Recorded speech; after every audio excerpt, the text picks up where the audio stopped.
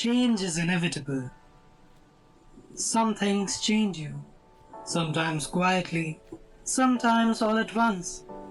And when you finally look back, you realize you're no longer the person you once were. This is a poem about that change. A burnt bookshelf. Like water pouring down from the skies, without the smell of soil soaked in rain.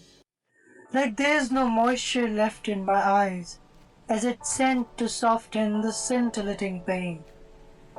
So am I without you, empty, incomplete, living, laughing, loving, just a visible self, lies a stranger deep within, eager to deceive, what I call my heart, a burnt bookshelf.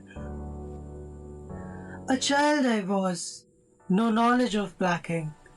Life was a cradle, my hands held a rose. Then it all vanished within a dizzy blink, my poetry-driven life shrunken to a prose.